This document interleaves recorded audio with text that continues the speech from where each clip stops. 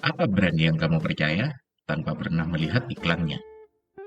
Brand yang nggak pernah muncul di TV, nggak pernah muncul di YouTube, nggak pasang iklan di sosial media. Bahkan, brand ini nggak punya logo, tapi berhasil dipercaya jutaan orang. Buka 24 jam tanpa hari libur. Ada di setiap sudut kota. Harganya bersaing, barangnya lengkap, dan yang paling penting, selalu ada saat dibutuhkan. Di sini kamu bisa beli sebatang rokok, kopi sasetan, bensin eceran, atau bahkan beli popok jam 3 pagi. Ini bukan startup, bukan retail modern, tapi mereka bisa bertahan lebih lama dari tren bisnis manapun. Mereka nggak perlu campaign jutaan views, nggak perlu promosi diskon besar-besaran, mereka hanya hadir, konsisten, dan jadi bagian dari kehidupan sehari-hari. Dan inilah keajaiban brand etnografis. Brand yang lahir bukan dari strategi marketing, tapi dari pengalaman nyata dan cerita hidup ribuan perantau. Selamat datang di Warung Madura.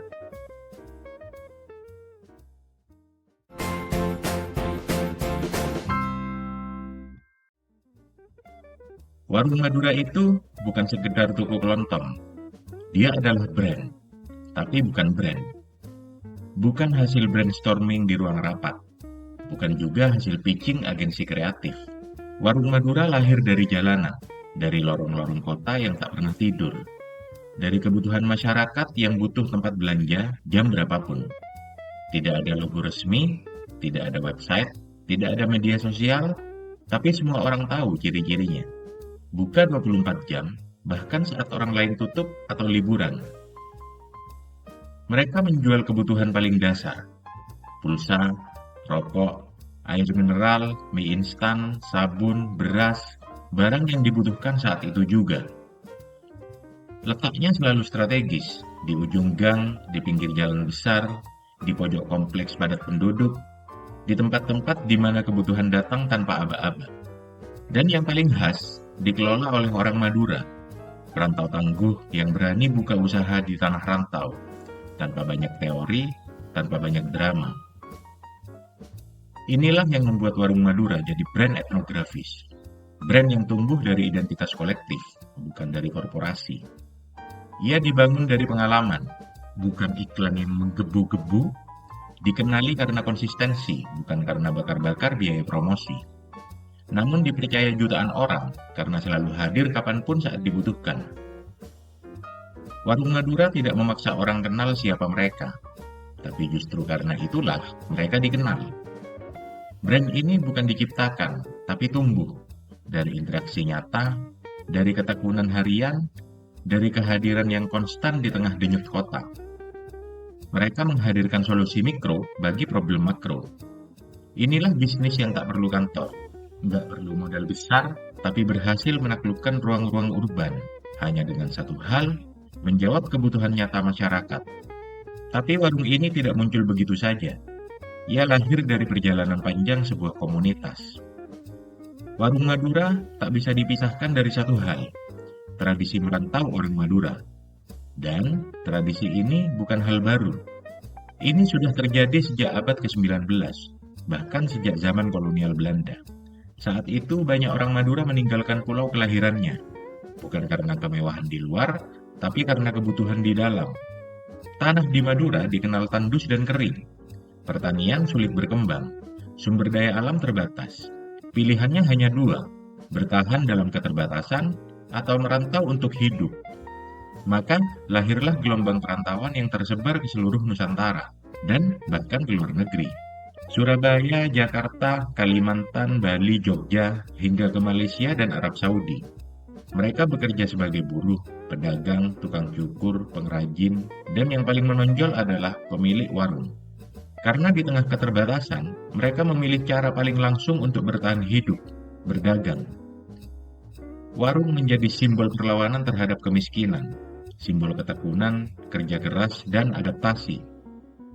Bagi orang Madura, merantau bukan sekedar pergi mencari uang, tapi bagian dari strategi bertahan hidup, bagian dari warisan budaya. Bahkan hari ini, banyak anak muda Madura yang membuka warung di kota-kota besar. mengikuti jejak ayah, paman, atau kakek mereka dulu.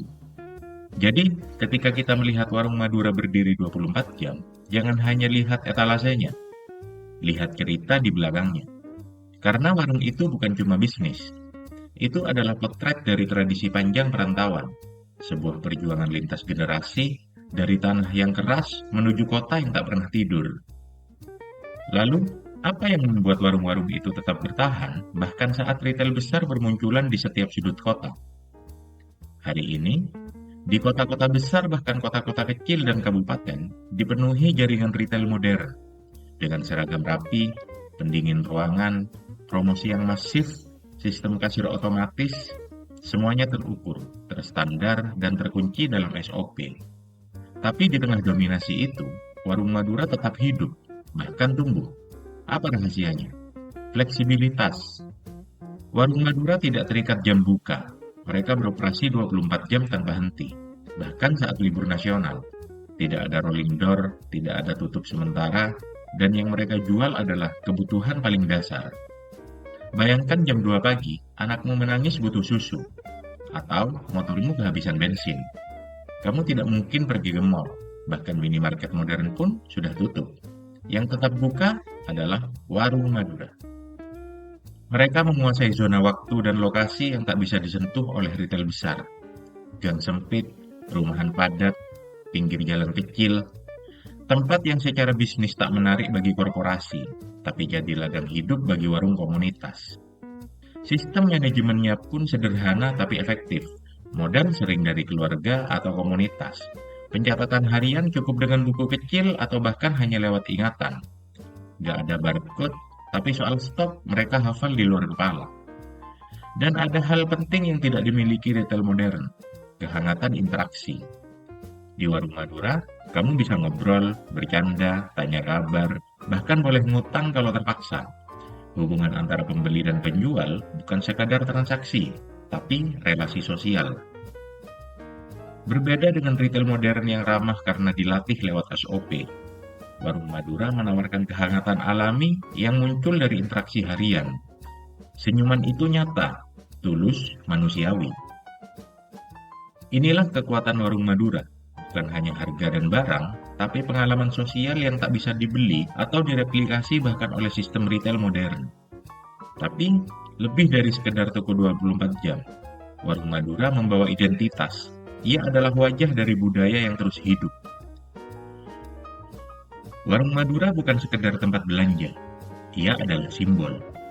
Simbol tentang kerja keras yang konsisten, tentang etnis perantauan yang tidak menyerah pada keterbatasan, tentang bagaimana ekonomi mikro bisa menjadi pilar ekonomi kota, tanpa perhatian pemerintah, tanpa subsidi, tanpa startup, bahkan tanpa investor. Setiap kali kamu melihat warung kecil yang terang di tengah malam, kamu tidak hanya melihat etalase barang, kamu sedang melihat representasi budaya. Budaya orang Madura yang gigih, yang rela begadang, yang siap melayani siapapun, kapanpun. Orang Madura diasosiasikan dengan semangat dagang, dengan jam kerja tanpa batas, dan dengan komunitas yang saling mendukung. Inilah bahan dasar dari sebuah cultural brand. Bukan dari iklan, tapi dari tindakan yang konsisten. Warung Madura tidak pernah dirancang di ruang rapat, tidak pernah dibuat oleh agensi branding. Tapi ia terbentuk dari pengalaman sosial berulang, dari persepsi masyarakat yang tahu, percaya, dan terus kembali. Di balik meja kayu ada ritme usaha yang khas, dan dari identitas itulah lahir kepercayaan.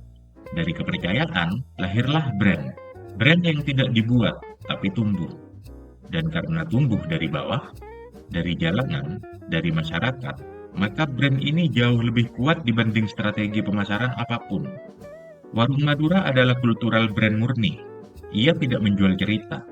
Ia adalah cerita itu sendiri. Tentu saja, warung Madura bukan satu-satunya brand etnografis di Indonesia. Kita juga punya warung masakan Padang.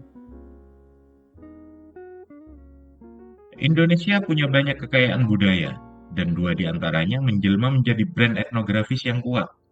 Warung Madura dan warung masakan Padang. Tapi meskipun sama-sama kuat, fondasi keduanya sangat berbeda. Warung Madura dibangun di atas identitas pelaku. Kita ingat siapa yang menjual, pasti orang Madura. Mereka yang merantau, membuka warung kecil, dan melayani tanpa henti. Brand ini melekat bukan pada barangnya, tapi pada siapa yang berdiri di balik etalase kaca. Sementara warung masakan Padang dibangun di atas identitas produk. Kita ingat apa yang dijual, rendang, gulai, ayam pop, tapi tidak selalu dijalankan oleh orang Padang. Di banyak kota kecil, pemilik warung Padang justru orang lokal yang hanya mengadopsi menu, bukan budayanya. Dan disinilah menariknya. Warung Madura hidup karena siapa yang menjalankannya, dan warung masakan Padang hidup karena apa yang disajikannya. Dua-duanya punya tempat istimewa di benak masyarakat, tapi warung Madura menunjukkan bahwa brand yang kuat selalu perlu produk ikonik, cukup dengan identitas, konsistensi, dan kepercayaan. Tapi, semua ini bukan hanya cerita etalase, ada dampak nyata yang jauh lebih besar. Warung Madura bukan cuma soal etalase kecil dan lampu menyala 24 jam.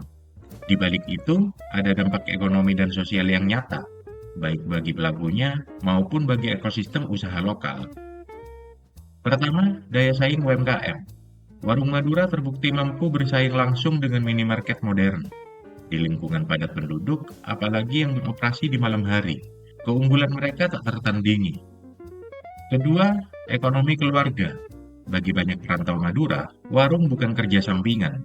Ini sumber penghasilan utama. Biasanya dikelola langsung oleh suami istri, siang dan malam bergantian jaga. Model ini membuat biaya operasional efisien, dan setiap rupiah laba usaha langsung masuk ke dapur rumah tangga mereka. Ketiga, jaringan komunitas yang kuat. Warung-warung ini tidak berdiri sendiri. Di banyak kota, sesama pemilik warung Madura saling membantu dalam pasokan barang, pinjam modal, bahkan berbagi stok jika ada kekurangan. Mereka menciptakan jaringan distribusi informal yang gesit, tanpa perlu gudang besar atau sistem manajemen korporasi. Dan inilah kekuatan utamanya. Warung Madura bukan hanya bisnis, tapi jaringan hidup yang menopang ekonomi mikro, memperkuat komunitas, dan menghadirkan ketahanan di tengah tekanan ekonomi. Mereka tak pernah mendaftarkan merek dagang, tapi nama mereka dikenal di seluruh Indonesia. Mereka tak punya logo, tak pasang iklan, bahkan tak punya kantor. Tapi semua orang tahu, itu warung Madura. Ini bukan sulap, ini konsistensi dan keberanian. Dan ini adalah hasil dari sebuah tradisi panjang perantauan, kerja keras, dan ketekunan tanpa pamrih. Mulai sekarang, kalau kamu butuh sesuatu, coba lihat dulu warung Madura di sebelah rumahmu. Kenapa? Karena setiap transaksi di sana, kamu bukan cuma belanja. Itu adalah bentuk nyata keberpihakan. Keberpihakan pada keluarga kecil yang berjaga sepanjang malam. Keberpihakan pada pasangan suami istri yang berbagi shift agar dapur mereka tetap mengebul. Keberpihakan pada anak-anak mereka yang sedang sekolah di kampung, yang uang sakunya berasal dari tiap lembar yang kita bayarkan. Dengan belanja kepada mereka, uangmu tidak berakhir di rapat umum pemegang saham tahunan, tidak menjadi dividen konglomerat di hotel-hotel bintang 5. Uangmu akan berakhir sebagai lauk di meja makan keluarga sederhana, dan itu adalah kontribusi yang tak bisa dianggap kecil. Warung Madura membuktikan satu hal, dalam dunia yang penuh teknologi, merek, dan algoritma, yang bertahan adalah yang paling dibutuhkan. Warung Madura berakar di Madura, berdampak bagi ekonomi bangsa. Dan, seperti biasa, simpan ilmunya di saku, sebarkan manfaatnya kemana-mana. Sampai jumpa di obrolan saku kita berikutnya.